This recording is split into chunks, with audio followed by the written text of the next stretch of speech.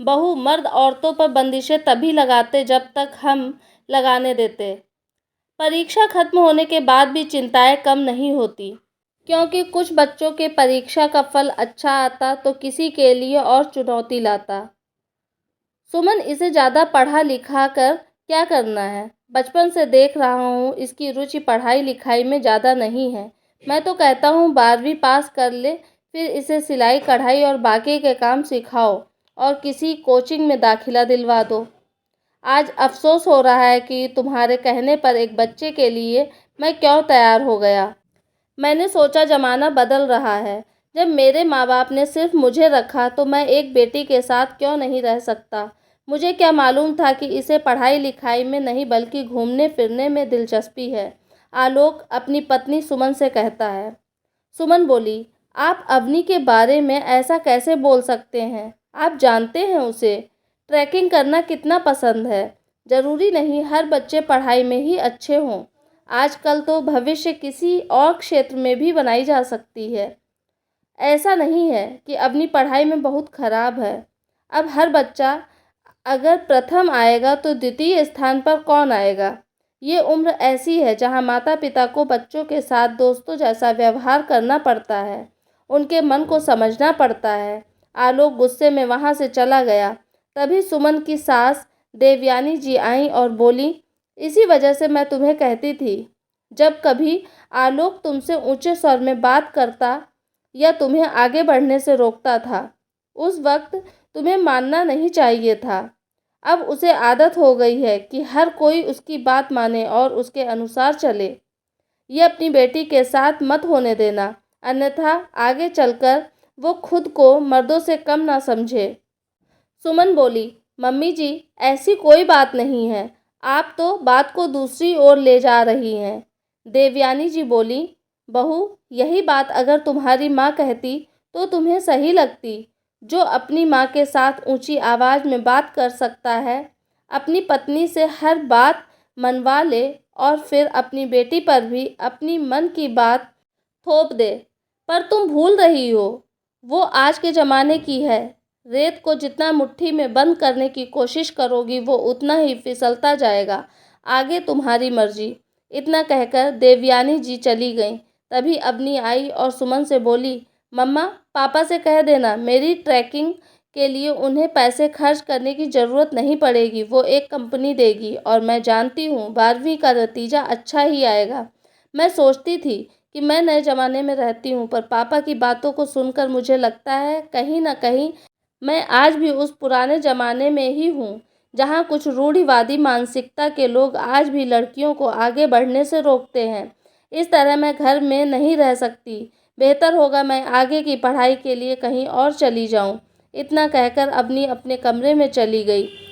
अगले दिन आलोक को सुमन ने अवनी के मन की बात बताई। आलोक बोला, मैं तो पहले ही कहता था इस लड़की से कुछ नहीं होगा। अब मैं फालतू में उस पर पैसे खर्च नहीं करूँगा। उसे कहो पढ़ना है तो पढ़ो, वरना घर में रहो। तभी देवयानी जी कमरे में आईं और बोलीं, बेटा जब हमने तुम्हें उस वक्त अपनी मर्जी से अपना विषय, अपनी पढ़ाई और अपना काम चुनने का मौका दिया, तो तुम अपनी बेटी को क्यों नहीं दे सकते? और जहाँ तक बात उसकी पढ़ाई के खर्चे की है, तो उसके दादा के पैसे उसकी पढ़ाई पर खर्च कर दो, पर इसे आगे बढ़ने से मत रोको। फिर आगे उसकी किस्मत। इतना कहकर देवयानी चली गई। कुछ समय बाद अवनी की 12वीं का नतीजा निकला और वो अच्छे अंकों से पास हो गई। दादी और माँ के कहने पर आलोक ने ना चाहते हुए भी बेटी को उसकी पसंद की पढ़ाई के लिए बाहर भेज दिया। पिता के स्वभाव के कारण अवनी घर कम आती। मिलने का मन होता तो माँ और दादी को अपने पास बुला लेती थी। अब घर में सब अलग अलग अपना काम करते और अपनी ही दुनिया में खोए रहते। आलोक दिनों दिन और चिड़चिड़े होते जा रहे थे। एक सुबह 7 बजे देवयानी जी पूजा कर रही थीं। आलोक बोले, माँ इतनी सुबह क्यों जग जाती हो? जगती भी हो तो घंटी थोड़ा धीरे धीरे बजाओ। आपकी तो उम्र हो गई, इसलिए आपको नींद नहीं आती, हमें तो सोने दो। देवयानी जी को जब मन नहीं लगता तो बहू की मदद करना चाहती थी, पर उनके काम करने का तरीका सुमन को पसंद नहीं आता और वो कहती थी कि मम्मी जी आप रहने दीजिए, आप अपना काम कर लेती हैं, यही मेरे लिए बहुत है। वो पूरे दिन घर में बैठे बैठे वो ऊब जाती थीं। कभी कभी अपने भतीजे से फ़ोन पर बात करती थीं। जब वो आने को बोलता तो कहती, बेटा अब इस उम्र में मायके में रहना अच्छा नहीं लगता और मैं किसी पर बोझ नहीं बनना चाहती। हाँ, तुम्हारे फूफा जी होते तो बात अलग थी। एक रोज़ देवयानी जी बालकनी में बैठी थी। पड़ोस की एक महिला बोली, बहन जी आप पूरा दिन घर में कैसे बैठ लेती हैं? हमारे साथ नीचे पार्क में क्यों नहीं बैठती हैं? आपको अच्छा लगेगा। देवयानी जी ने सुमन की ओर देखा तो उसने कहा, आपकी मर्जी, मुझे कोई दिक्कत नहीं है। मैं तो घर के और इनके कारण पूरा दिन घर में रहती हूँ। कम से कम आप ही घर से निकला कीजिए। अगले मंगलवार देवयानी जी की पड़ोसन सुनीला जी बोली, बहन जी आज एक जन के घर कीर्तन है, हम सब जा रहे हैं, आप चलेंगी? देवयानी जी ने हाँ कर दी और साथ चली गईं। बहुत वक्त बाद इतने लोगों से वो मिली और हंसी तो उन्हें बहुत अच्छा महसूस हुआ। घर आने के बाद देवयानी जी ने सुमन को सारी बात बताई और बोली, बहू मैं तो कहती हूँ तुम भी मेरे साथ चला करो। बेटा तो मेरा है ही नीरस, न किसी के घर आता है न किसी को बुलाता है, जब देखो नाक पर उसके गुस्सा रहता है, बिल्कुल अपने पिता पर गया। जो कुछ मैंने सहा कम से कम तुम मत सहो। इतना कहकर अपने कमरे में लेटने चली गईं। शाम में आलोक आए सुमन के साथ बैठकर चाय पी रहे थे। अचानक से उनकी नज़र देवयानी जी के लाए गए प्रसाद पर पड़ी तो उन्होंने सुमन से पूछा, सुमन तुम कहीं गई थी क्या? सुमन बोली, ये मैं नहीं, आपकी माँ लाई हैं। आलोक बोले, माँ खुद गई थी या कोई प्रसाद दे गया? तभी देवयानी जी आई तो बेटा बोला, क्या बात है माँ, आज तो आप सो रही थी? देवयानी जी बोली, हाँ बेटा आज एक कीर्तन में गई थी तो थक गई पर नींद अच्छी आई। आलोक बोला, अच्छा तो ये प्रसाद वहीं से मिला है? आप अकेली गईं या बहू को भी ले गई थीं? वो बोली, खुशी से पूछ रहे हो या संदेह से? ये तो घर से निकलना ही नहीं चाहती। अच्छा हुआ मेरी पोती तुम दोनों जैसी नहीं है, वो बिल्कुल मुझ पर गई है। आलोक बोले, आप कहना क्या चाहती हैं कि मैं आपकी बहू को दबा कर रखता हूँ? हद करती हैं माँ, मैंने तो बस एक सीधा सवाल किया था। देवयानी जी बोली, इतने सवाल तो मैंने तुमसे नहीं किए और ना ही कभी तुम पर बंदिशें लगाईं। फिर क्या इस उम्र में तुम अपनी माँ पर बंदिशें लगाओगे? बेटा जो समय बीत गया उसे दोहराने की कोशिश मत करो। तुम्हारे पिता के रूढ़िवादी स्वभाव को मैंने सह लिया पर तुम्हें नहीं सहने दूंगी। सच कहा है किसी ने, औरतों पर बंदिशें तभी तक लगती हैं जब तक हम उन्हें लगाने देते हैं। तो अब बस इतना कहकर देवयानी जी वहाँ से चली गईं। आलोक हैरानी से सुमन को देखता रह गया। कुछ वक्त बाद देवयानी जी के भतीजे को उनके शहर में कुछ काम था तो वह उनसे मिलने आया और उनके लिए कुछ उपहार लेकर आया और कुछ घंटे बुआ से मिलकर वो चला गया। जब देवयानी जी ने उपहार देखा तो उसमें एक पीले रंग की साड़ी और पीले रंग का पर्स था, जिसे देखकर उनके चेहरे पर मुस्कुराहट आई। उनकी मुस्कान देखकर सुमन बोली, लगता है आपको पीला रंग बहुत पसंद है। देवयानी जी बोली, एक समय था पर अब मैं कहाँ ऐसे रंग इस्तेमाल करती हूँ। बहू तुम ही रख लो। सुमन बोली, मम्मी जी रहने दीजिए, अवनी आएगी तो उसे दे दीजिएगा, मैं भी कहाँ ऐसी चीज़ें इस्तेमाल करती हूँ। और वो चली गई। अब अक्सर वो अपनी महिला साथियों के साथ बाहर जाती थी। एक रोज़ बेटा बोला, माँ मेरे सास ससुर आने वाले हैं तो ये बाहर घूमना फिरना थोड़ा कम करना। देवयानी जी सोची, जिसे मैं कभी जल्दी आने को नहीं कहती थी, आज वो मुझे बुढ़ापे में बाहर निकलने से रोक रहा है। मेहमान आने के बाद देवयानी जी अपने ही घर में मेहमान बनकर रह गई थीं। गुरुवार का दिन था। देवयानी जी ने हल्के पीले रंग की साड़ी पहनी और बाहर जाकर केले में जल देकर आ रही थी तो पड़ोसन सुनीला जी बोली, देवयानी बहन ये रंग आप पर बहुत सुंदर लगता है, पहना करो। आप हमेशा सादे कपड़े क्यों पहनती हैं? मुझे देखिए, मेरे पति कहते हैं कि रंगों का जीवन में होना बहुत ज़रूरी है। देवयानी जी बोली, सुनीला बहन बेटा बहू घर में सब हैं, वे क्या सोचेंगे? सुनीला जी बोली, क्यों आप कोई चोरी कर रही हैं? खुश रहने की कोई उम्र या वजह नहीं होती और कब तक हम औरतें दूसरों की खुशियों में खुश होते रहेंगे? क्या हमें अपनी खुशी में खुश होने का कोई अधिकार नहीं? सुनीला जी की बातें सुनकर देवयानी जी सोचने पर मजबूर हो रही थीं। तो सुनीला जी बोली, एक बात कहूँ देवयानी बहन, हम औरतें अपने दुश्मन खुद होती हैं। अपनी खुशियों को मन में दबाते हैं। जिसके कारण मर्दों को पहले पति के रूप में, फिर बेटे के रूप में हथियार मिल जाता है। फिर जीवन भर माँ, बहन, पत्नी और फिर बेटी, हर किसी को वो दबाते चले जाते हैं, क्योंकि हम दबते हैं। जब देवयानी जी अंदर आईं तो उनकी समधन बोली, क्या बात है बहन जी, फागुन का पूरा रंग आप पर छाया है। आलोक धीरे से बोला, माँ आपको हो क्या गया है, आप तो ऐसे रंग के कपड़े नहीं पहनती थीं, फिर इतने दिनों बाद अब क्यों।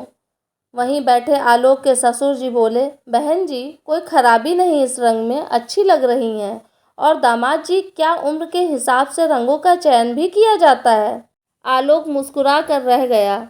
उन्होंने अपनी पत्नी से कहा, फागुन सबके लिए खुशियाँ लाता है, फिर ये तो अपने बेटे बहू के साथ हैं, इनके पास तो खुश रहने की वजह है। क्या पत्नी के जाने के बाद मर्द बस सफ़ेद रंग ही धारण करता है, तो ये नियम बस औरतों के लिए ही क्यों होते हैं। पिता की बातें सुनकर सुमन मुस्कुरा रही थी और मन ही मन सोच रही थी, उसके पिता इस युग में भी नहीं बदले हैं और उसका पति इस नए युग में भी रहकर पुरानी रूढ़िवादी सोच रखता है। कुछ दिनों बाद मेहमान चले गए। देवयानी जी फिर घर में रहने लगीं। एक रोज़ सुनीला जी अपने बेटे के साथ उनसे मिलने आई थीं। उन्हें देखकर आलोक चौंक गया, क्योंकि वो उसकी माँ से उम्र में और भी बूढ़ी थी। सुनीला जी का बेटा बोला, आलोक जी, मेरी माँ आपकी माँ की बहुत तारीफ कर रही थी। मैंने सोचा ऐसी महिला से मुझे भी आशीर्वाद लेना चाहिए। बात होती रही। फिर सुनीला जी बोली, देवयानी बहन, मैं उम्र में आपसे बड़ी हूँ, पर आपका भी तजुर्बा कम नहीं होगा। अपने जीवन की खुशियों को अपने अपने बच्चों पर लुटा दिया, इसका मतलब ये तो नहीं कि अपने जीवन में रंगों को फिर आने ही ना दें। ये तो खुद के और आने वाली पीढ़ी के साथ अन्याय होगा। सुनीला जी का बेटा काफ़ी व्यावहारिक था। उसने कहा, आंटी, हम मर्द अपने मन की बातों को खुलकर आप लोगों की तरह कह नहीं पाते हैं। कहीं ना कहीं अपने रुद्र रूप का इस्तेमाल करके दूसरों को दबाकर अपनी ओर करने का प्रयास करते हैं, जो हमारी भूल है। कुछ इसी तरह मैंने अपनी पत्नी और बेटी को अपने हिसाब से चलाने की कोशिश की। नौबत खराब हो गई कि वो मुझसे अलग हो गए। तब मुझे एहसास हुआ कि मैं गलत हूँ। देवयानी जी आश्चर्य से सुनीला जी की तरफ देख रही थी।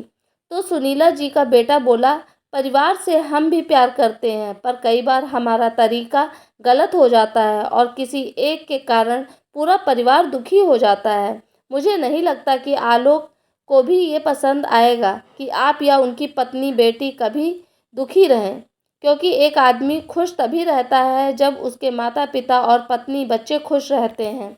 क्यों आलोक जी, मैं क्या गलत कह रहा हूँ। ये सारी बातें आलोक को अंदर तक हिला गई कि क्या इतने सालों तक उसने माँ, पत्नी और अपनी बेटी से खुश रहने की वजह छीन ली। क्या वो इतना बड़ा हो गया कि अपनी माँ और अपने परिवार पर पाबंदियाँ लगाने लगा था। सबके जाने के बाद आलोक ने माँ से माफ़ी मांगी और कहा, माँ, आपको जो पसंद है वो करो, आप अपने मन की करो, क्योंकि मेरे जीवन में ये सभी रंग आपने ही भरे हैं। सुमन, मैं तुमसे भी माफ़ी मांगता हूँ और अवनी से भी मांग लूँगा। आज तक मैं न जाने किस दुनिया में जी रहा था, फिर माँ को गले लग गया। आज सही मायने में देवयानी जी को लगा कि मन और घर का खाली स्थान भर गया। जब समाज में पति के बाद बेटा सहारा और सम्मान दे तो औरत का जीना आसान हो जाता है। फिर नए रंगों के साथ अगर अपनों का साथ मिल जाए तो जीवन काटना और आगे बढ़ना आसान हो जाता है। समय बीता। आलोक बेटी से मिलने के लिए गया। बेटी उसे देखकर आश्चर्यचकित हुई।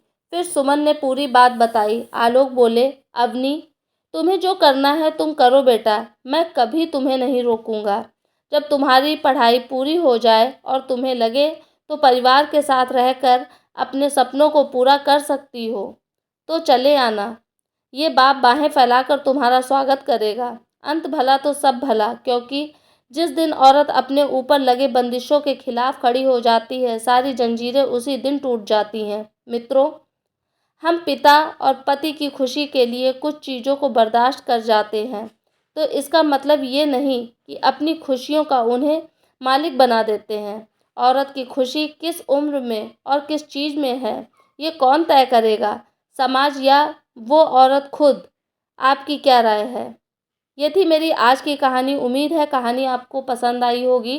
आपकी क्या राय है इस कहानी के बारे में मुझे कमेंट के द्वारा ज़रूर बताइएगा। अगर आप मेरे चैनल पर नए हैं तो प्लीज़ सब्सक्राइब कीजिएगा मेरे चैनल को। कहानी पूरी देखने के लिए आपका बहुत बहुत धन्यवाद।